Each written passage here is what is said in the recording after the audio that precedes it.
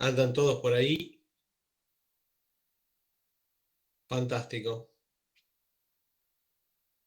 fantástico. El mejor momento de la semana para escuchar farmacotecnia es el lunes a la mañana, obvio.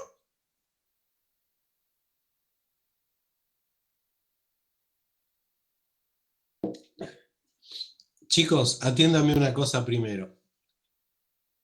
Les he puesto un tercer trabajo práctico, una tarea, para la semana que viene. Que la semana que viene es 21, es para otra. Así ya terminamos. El 21 creo que no tenemos clase. No tenemos clase. Concretamente, vamos a armar un aerosol. Tres partes. El concentrado, el propelente y el envase.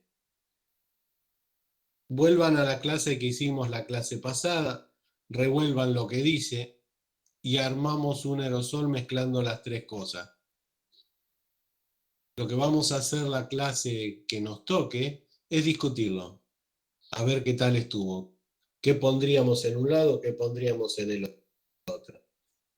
Básicamente, si pudiéramos mezclar el concentrado con el propelente, qué tipo de material podríamos usar en el envase.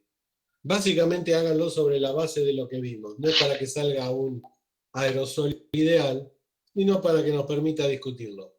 ¿Ok? Es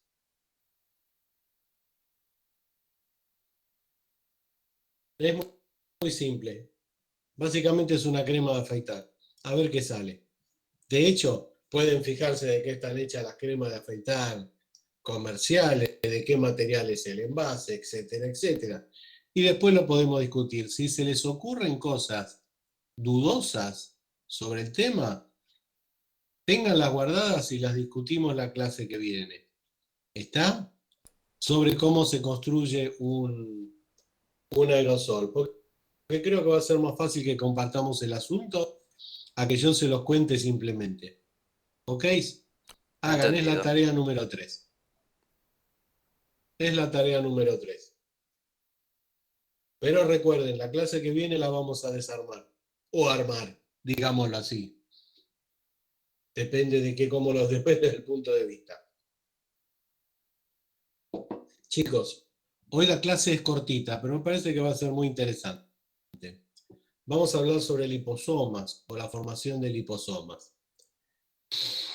Les cuento, la idea de los liposomas es una idea de la década del 60, que se puso en auge a fin de los 70 y hoy ya es una forma farmacéutica consumada, con usos específicos. Usos específicos. ¿En qué consiste un liposoma? Primero, un liposoma se administra como si fuera una emulsión. Si bien no lo es de todo un poco, tengamos en cuenta que es como si fuera una emulsión. ¿De qué está formada? Un liposoma, un liposoma es una vesícula de fosfolípidos, es una gota de fosfolípidos, dentro de la cual hay una determinada dosis de un principio activo líquido. Ese principio activo está rodeado por una bicapa de fosfolípidos. Vamos a ver en un ratito que a veces es una sola bicapa, otras veces son varias bicapas. Esas gotitas son capaces de unirse o dispersarse sobre la membrana celular y volcar todo su contenido en principio activo dentro de la célula que lo necesita. Básicamente lo que hacen los fosfolípidos de la membrana de un liposoma es mezclarse con los fosfolípidos de la membrana y dejar pasar lo que tienen adentro. Eso es un tipo de mecanismo, pero es lo que se busca.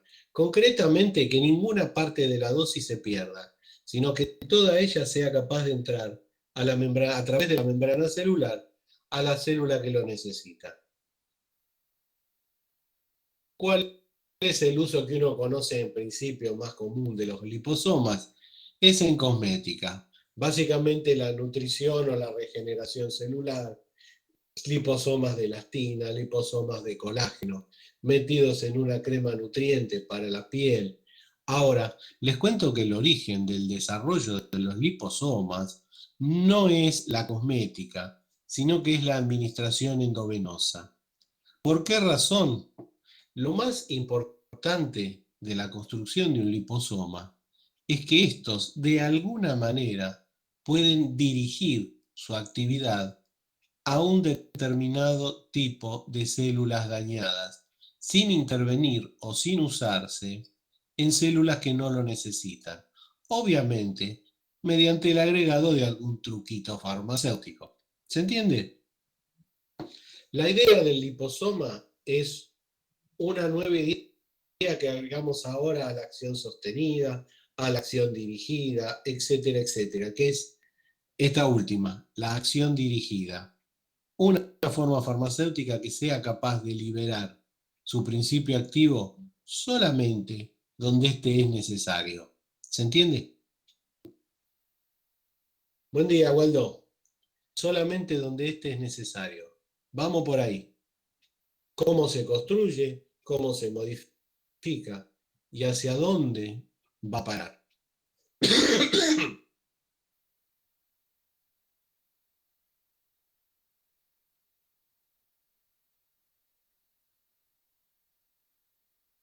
¿Cómo se preparan liposomas? Básicamente es la preparación de una emulsión. Fosfolípidos se incluyen en un recipiente. Primero los fosfolípidos, se embebe todo el recipiente en fosfolípidos. Se suele agregar el principio activo que va a ser rodeado de fosfolípidos y eso se centrifuga a determinadas velocidades, ya prefijadas. Recuerden, a mayor velocidad se suelen producir liposomas más chicos. A mayor velocidad se producen liposomas más grandes. Los liposomas más grandes, lo que se obtenían hace 40 años, tenían alrededor de 100 o 200 micrones de diámetro. Eran como muy grandes y se utilizan básicamente en cosmética. Hoy se logra, merced a los procesos de nanotecnología, liposomas muchísimo más chicos y consecuentemente muchísimos más efectivos. Es decir, con muchas más posibilidades de que se unan a una célula y vuelque su contenido dentro. Inclusive les cuento que hoy para los tratamientos que necesiten liposomas se establece el tamaño del liposoma que se necesita. Ahora, cuando un principio activo es liposomado, se utiliza la misma, generalmente, se utiliza la misma dosis que se utilizaría sin el tratamiento de liposomas, pero rodeados de liposomas. Es decir, en vez de gramitos, una cantidad de liposomas tal que represente la dosis correcta. Los liposomas tienen una razón de ser, de la cual vamos a hablar durante la clase de hoy. Los liposomas suelen tener dos formatos de construcción. Los que se llaman unilamelares, que son aquellos que tienen solamente una bicapa de fosfolípidos que los rodea, y los llamados multilamelares, que tienen varias bicapas de fosfolípidos alrededor. Generalmente, los liposomas de uso terapéutico son más bien de este último formato, es decir, multilaminares o de varias capas de fosfolípidos.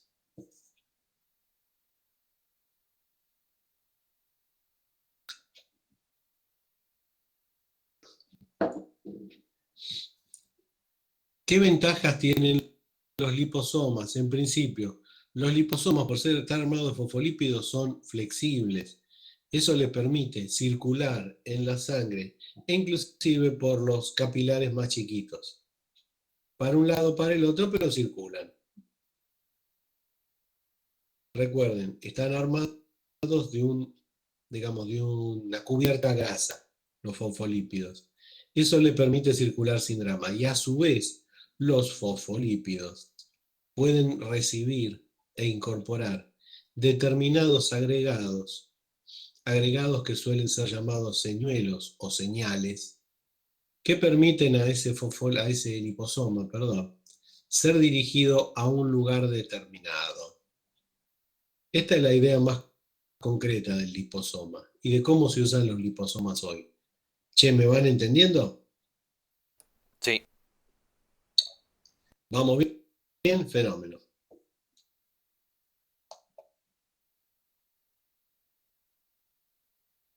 Acá tienen una especie de grotesca clasificación de los liposomas a partir del número de cubiertas, unilamelares o plurilamelares. Plurimultilamelares es lo mismo. Varias bicapas de fosfolípidos en las cuales se pueden incrustar determinadas cosas. Señales o marcadores. Posiblemente cuando lo lean en algún libro de farmacología van a escuchar o leer la palabra marcador. Marcador básicamente es un estímulo que se pone sobre un liposoma, inclusive sobre otras construcciones farmacéuticas, para hacer que éstas se dirijan a determinado lugar. Recuerden, una emulsión de fosfolípidos. Esos fosfolípidos se producen a través de centrifugación, de mezclado.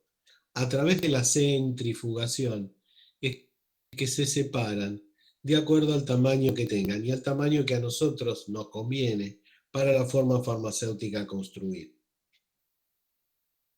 Generalmente, la construcción de liposomas da un rendimiento bastante bajo. Eso de alguna manera los encarece. ¿Qué significa esto? Cuando uno apunta a un determinado tamaño de liposoma, lo cual significa un determinado tamaño, un determinado diámetro de vesícula, la producción general está entre un 30 o un 40%. Hoy por hoy, y a través de sistemas de filtrado, con filtros de carbono y demás, se ha logrado aumentar el rendimiento de la producción en liposomas hasta casi un 80%. Eso está bueno, porque de alguna manera abarata un poquito el costo que tenían hace 20 años atrás. Se han perfeccionado muchísimo los sistemas de producción de liposoma, sobre todo por su aplicación endovenosa y su aplicación antineoplásica, que es la más grosa de todas.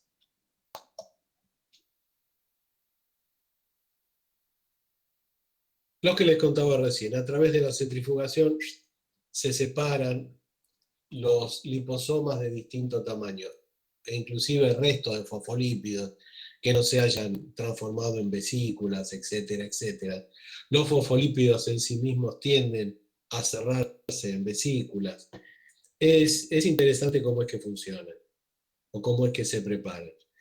Siempre, siempre, independientemente de su futura aplicación, los liposomas se preparan en ambiente estéril. Más allá de que que su aplicación pueda ser estrictamente cosmética, se guarda en su preparación condición de esterilidad. Eso aumenta la estabilidad final del fosfolípido que se prepara. No hay ninguna interferencia en la formación de la bicapa lipídica. Después, si esa esterilidad se mantiene o no, depende de su futuro uso. Los liposomas funcionan de dos maneras: por asociación o por fagocitosis. ¿Qué significa asociación? Primer punto. Asociación significa que se acercan a la célula los fosfolípidos del liposoma se dispersan en los fosfolípidos de la célula. Piensen que un liposoma es bastante más chiquito que una célula y todo el contenido que tienen dentro se vierte dentro de la célula para producir una determinada modificación terapéutica. Ahora, también pueden funcionar por fagocitosis, es decir, determinadas células que son capaces de comerse los liposomas y al comerse el liposoma liberan dentro de sí el principio activo que el liposoma tiene para tratar a esa célula. Desde el punto de vista biológico, y como yo se los estoy contando, los liposomas tienen un funcionamiento casi perfecto. Piensen en una forma farmacéutica que es capaz de volcar dentro de una célula dañada todo su contenido. Ahora, el cuerpo tiene determinadas defensas contra la administración de liposomas.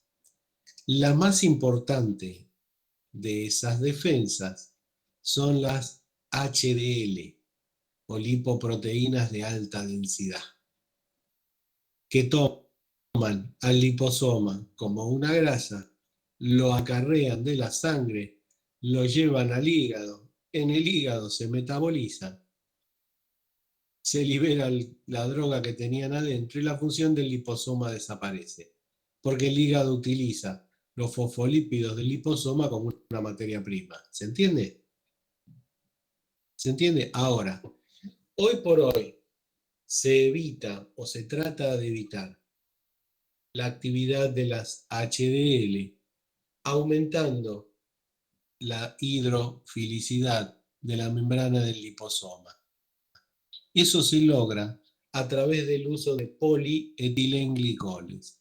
Es decir, que a la membrana de un liposoma, para rechazar el ataque de las HDL, se les agrega determinado porcentaje, determinada porción de polietilenglicol. Van a encontrar en los libros que hablan de la construcción de liposomas o de farmacotecnia de liposomas una moderna palabra española que se llama pegilización, que viene de PEG, polietilenglicoles. Los liposomas, y vamos a ver la clase que viene, otra forma farmacéutica de naturaleza nanotecnológica, suelen ser pegilizadas. ¿Por qué razón? Evitar la actividad de las HDL en la sangre y evitar que sean o se las haga desaparecer del sistema terapéutico. ¿Se entendió? ¿Vamos? Bueno, entonces, en definitiva, un liposoma, una capa de fosfolípidos, una determinada cantidad de polietilenglicol para rechazar las HDL sobre la misma membrana y dentro de ella una determinada solución de principio activo. Principio activo que de alguna manera, sea por asociación o por fagocitosis, se vuelca dentro de una célula dañada para que ésta mejore su actividad. Puede ser células de la piel, como suele ser en cosmética. Agregar determinados productos liposomados dentro de una crema, lo que hace es asegurarnos que lleguen a las células que puedan estar resecadas y, digamos, se nutran a partir de un nutriente celular, sea elastina, colágeno, etcétera, etcétera, que uno les mete desde afuera. Si bien vamos a hablar de casos más específicos en donde lo que se hace es no utilizar, digamos, nutrientes celulares para rejuvenecer, entre comillas, sino para tratar enfermedades complicadas. Hoy existen liposomas de varios antineoplásicos. Entre ellos, por ejemplo, y se hacen acá en Argentina, doxorubicina liposomada. La idea es que sea capaz de acercarse a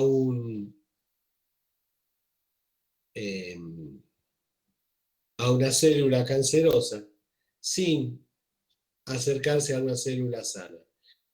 Es decir, que tenga determinado determinada señal o determinado marcador que la haga más afín a una célula dañada que a una célula normal. Vamos a hablar de eso en un ratito.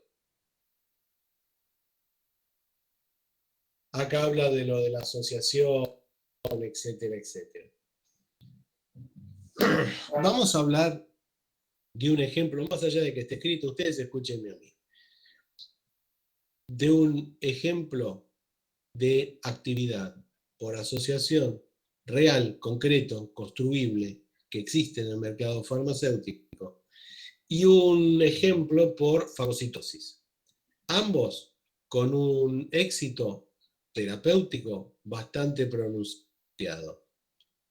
Che, me van entendiendo todo, porque veo que no hay preguntas, o están dándole a las medialunas de una manera infernal. Tiren una para acá, muchachos. Así no va. Está todo muy claro. Fantástico. ¿Vos usás medialuna de manteca o de grasa? Prefiero de manteca. Bien, bien, bien. Vos sos de los míos.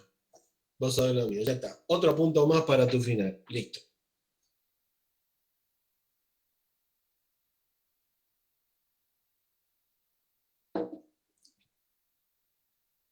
Pensar que todo esto queda grabado. Espero que no lo escuchen en la universidad. No importa, no importa.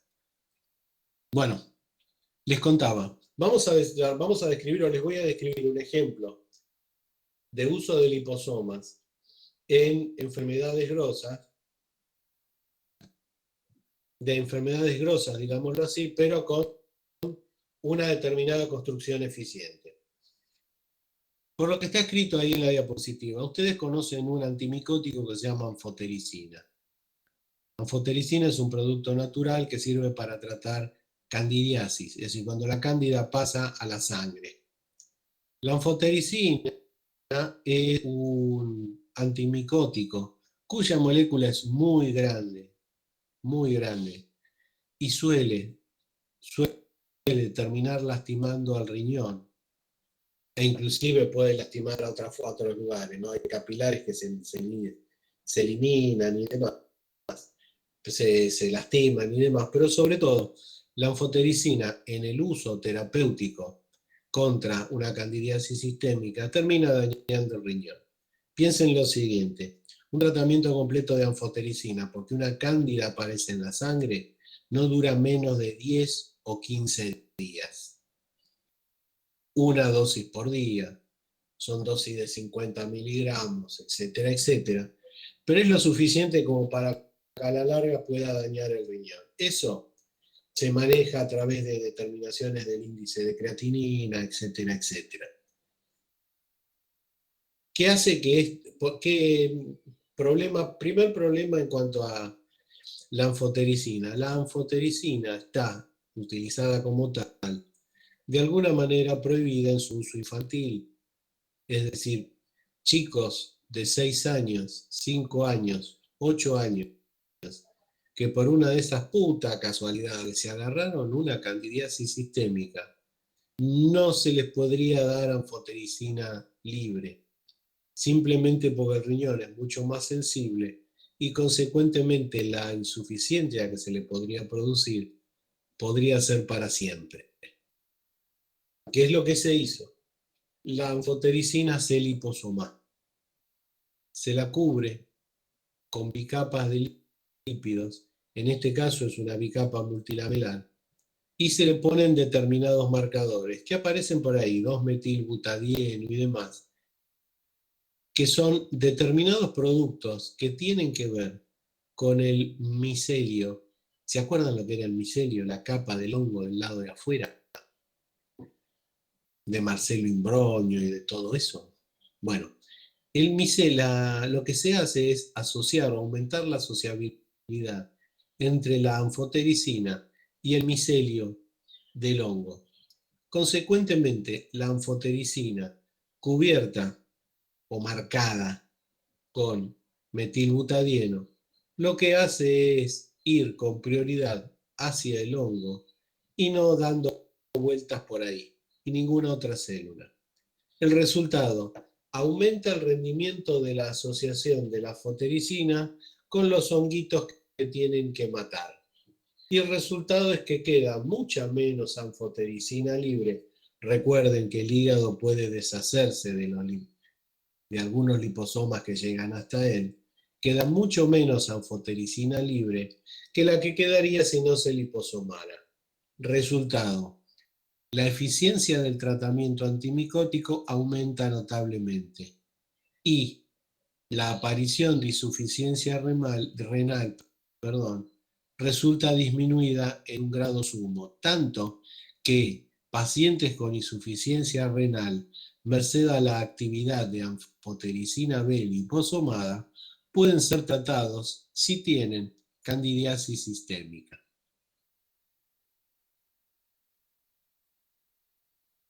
Les cuento para hacer una diferencia. Hoy por hoy, una ampolla de anfotericina B a nivel hospitalario debe salir alrededor de 500 mangos. Por ahí un poquito menos, 400, 300 mangos por ampolla de anfotericina. Una anfotericina liposomada sale $500 la ampolla. El tratamiento se encarece notablemente. ¿Pero con qué tiene que ver eso? Básicamente con el cambio de eficiencia, con el proceso de preparación bastante más complicado y obviamente con su aplicación segura. ¿Se entiende? ¿Me entienden? ¿Vamos Sí, bien? sí. Fenómeno. Ya nos falta poquito. Ahí dice 200 veces más cara, es bastante más cara. Vamos de 500 pesos a $500.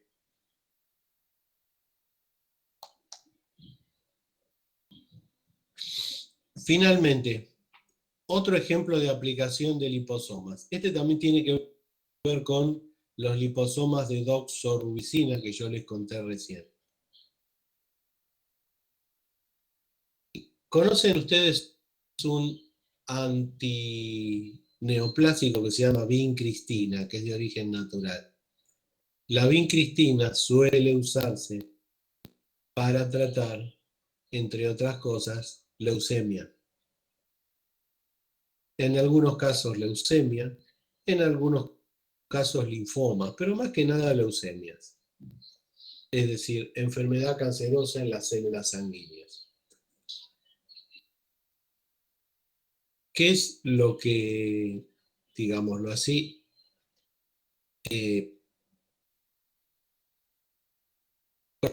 produce la vincristina? Bueno, la vincristina lo que hace es atacar a los linfocitos modificados de manera tal de reducir, los macrófagos modificados, de manera tal de evitar que estos sigan atacando a las células propias y reduzcan la eficiencia del transporte de oxígeno de la sangre. Vieron que la leucemia básicamente es una transformación de las células fagocitarias, entre otras, pero sobre todo las fagocitarias, que no distinguen entre célula propia y aparato de afuera y se morfan todo. Bueno, listo. ¿Qué es lo que se hace? Para aumentar la eficiencia de la vincristina se la liposoma y se la marca con un determinado complejo antígeno-anticuerpo. ¿Esto qué hace?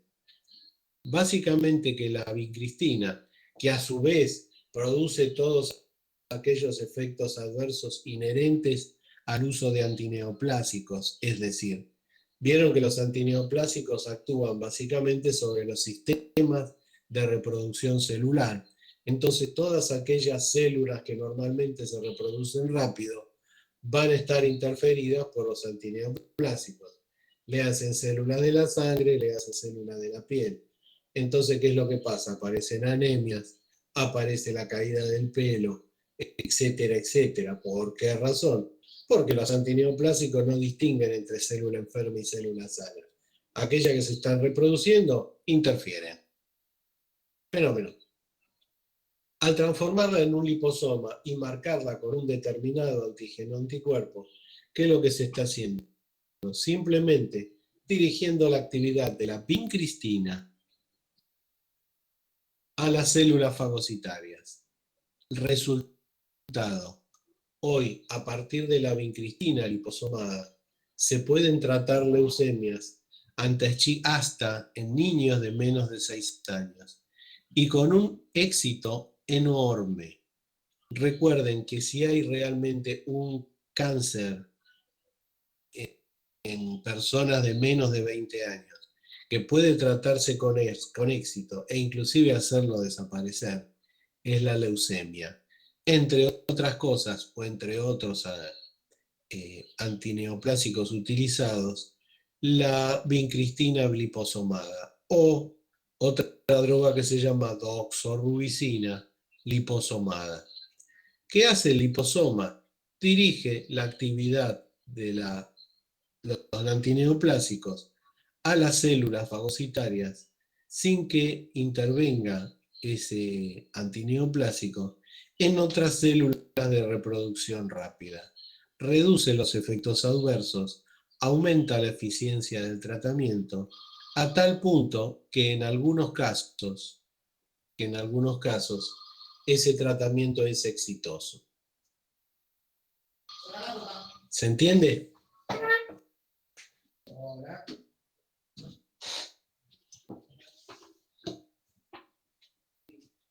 ¿Se entiende? Sí. Bueno, denme un segundito que ya vengo.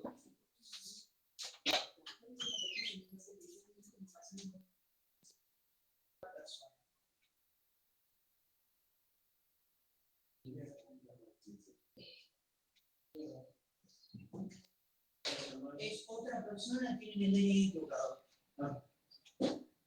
Y yo es.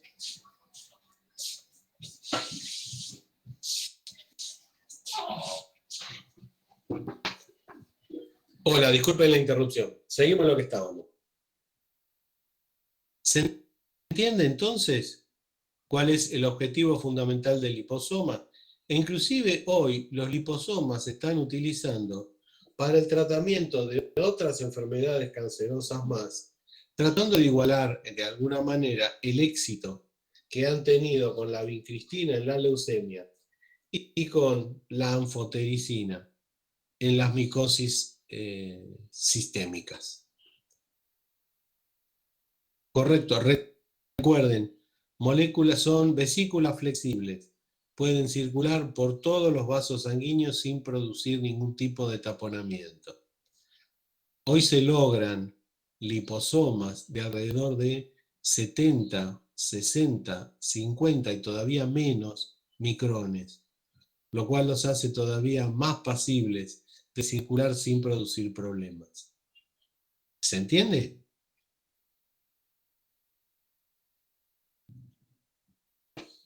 ¿Todo bien? Sí. Fenómeno. Bueno, escúchenme, nosotros hoy llegamos hasta aquí. Hablamos específicamente del liposoma. Fíjense la tarea que debe estar publicada, y si no ya me fijo. Lo que tenemos que hacer es construir, si no me equivoco, una crema de afeitar. Fíjense, rememorando la clase pasada, cómo la podrían hacer. De ahí en más la hacemos y la clase que viene la discutimos. ¿Ok? ¿Cómo pondrían cómo pondrían el propelente? ¿Qué propelente elegirían? ¿Qué material de envase elegirían? Eso lo pueden sacar de 1000 lados. E inclusive pueden fijarse en cómo se construyen los productos comerciales.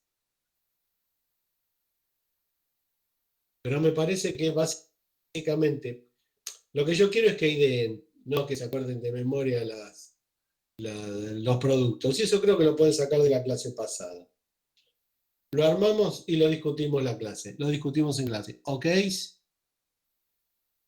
Sí. ¿Correcto? Fenómeno. Niños, que tengan una buena semana. Que tengan una Gracias. buena semana. Hoy Igualmente. fue cortito, pero me parece que fue productivo. Así que cuídense. Nos vemos el otro lunes. El lunes que viene no, porque es feriado, el otro. ¿Ok? Vamos a hacer el práctico y vamos a hablar de nanotecnología. Por lo menos una parte de la nanotecnología. Buena semana, niños. Igualmente.